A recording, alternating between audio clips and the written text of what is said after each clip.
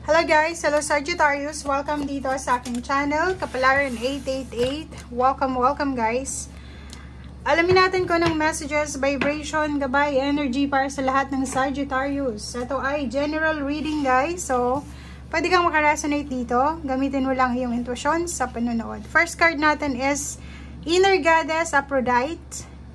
Second is Guiding Children. Wow! Lumabas to Sagittarius sa mga Cancer. So, kung makikita mo dito, isang napaka-importanting pinto ng oportunidad. So, parang gold siya na opportunity, financial opportunity siya na pwedeng magbukas para sa'yo. Okay? So, for example dito, importanteng pinto, gateway siya. So, malaking ano siya, malaking success, parang ganon. Malaking blessings, prosperity, abundance na pwede mong pasukin, pwede mo din na subukan, parang ganon. So, bagong trabaho, bagong relationship, or kung ano man to na bago. Okay? Next is Guiding Children. Pwedeng may kakayahan ka, may skills ka, Sagittarius, na makatulong sa mga bata na mag-heal sila sa kung ano man na kailangan nilang i-heal sa kanilang sarili. Okay?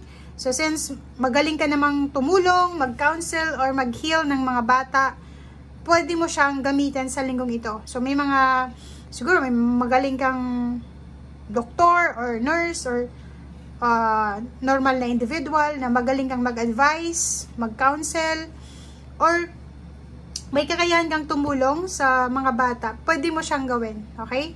So, yun. So, dito naman, Inner Goddess, sinasabi na kailangan mo, lalo na yung mga babae, Sagittarius, alagaan nyo ang iyong sarili. First, personal well-being, guys. Health, mental, emotional, lalo na yung emotional health nyo, or yung psychological health, kailangan nyo yun. Napaka-importanteng bigyan nyo ng focus siya. Okay?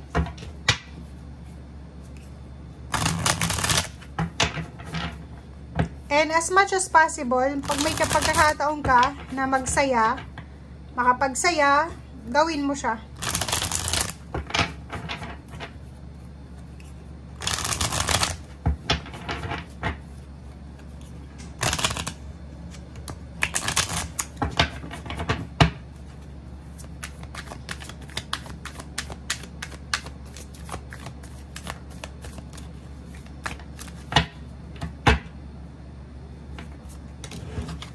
Okay, Divine Guidance, Archangel Sandalphon. Nakikita natin dito guys na may mga Sagittarius, babae ka man or lalaki, single or in a relationship, na hinahanap mo kung ano yung meaning ng buhay mo. Parang hindi ka kontento sa kung ano yung nangyayari sa paligid mo sa ngayon. So may ano may parang emptiness ka na nararamdaman. So, ang nakikita ko siya dito is hahanapin mo siya. Hahanapin mo kung ano yung pwedeng magbigay meaning sa buhay mo.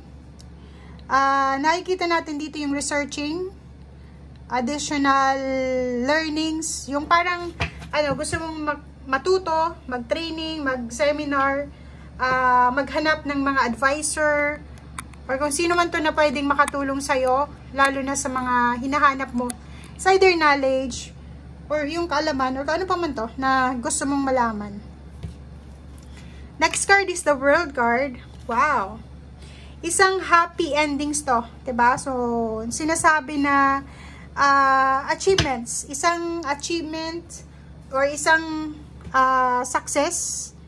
Isang napakasayang pagtatapos. It's either graduation, recognition, awards, rewards, or kung ano man siya, na matatapos. 'Di ba? Parang gano'n yung sinasabi ng baraha. So, napakasayang pagtatapos, napakasayang pagsisimula din, parang gano'n. And kung makikita mo dito,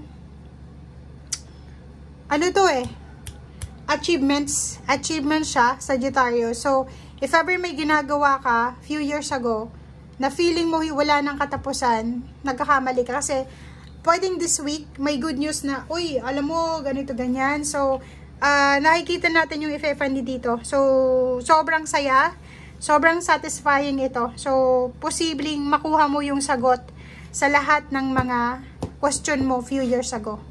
'Di ba? So, marami kang minamanifest, marami kang pinagpe-pray, and siguro makukuha mo na siya this week or this year or next year.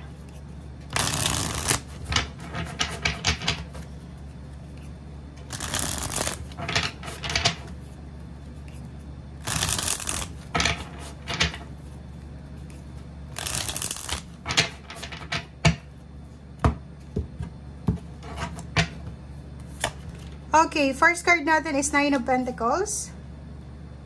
Second is 3 of Pentacles. And third is 4 of Cups. So, nakikita natin dito guys na kailangan mo ng stability sa iyong emotion. 'Di ba?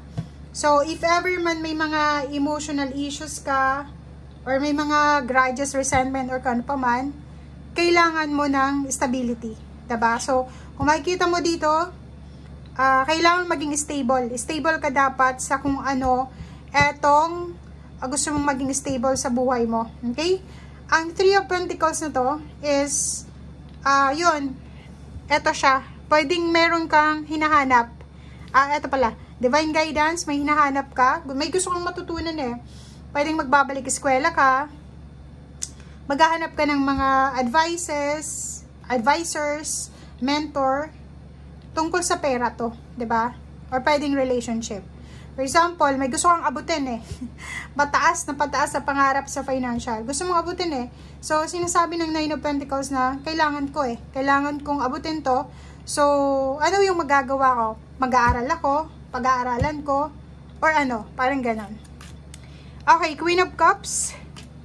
And then, Knight of Wands, Queen of Cups, Knight of Wands, and 6 of Swords. Ganun din. Travel, relocation, maraming good news dito. If single ka, pwedeng makatagpo ka ng isang tao na magmamahal sa'yo, pero pwedeng ibang lahi siya or nasa ibang bansa. And ang gusto niya is dalhin ka doon sa bansa niya. So, kung makikita mo dito, isang offer ng love, isang offer ng relationship na long distance siya. Kailangan mong mag-travel para makasama ito. May isang wish ka na, like, may iba sa inyo dito na matagal nyo nang pinapangarap na tumira sa ibang bansa. Di ba? Mag-migrate, mag-relocate. And siguro etong buwan na to, or etong year na to, naghahanap ka ng bansa kung saan ka pwedeng mag-relocate kasama yung pamilya. And siguro makukuha mo kung ano yung deserve mo dito. Okay? So, thank you guys and see you again. Bye!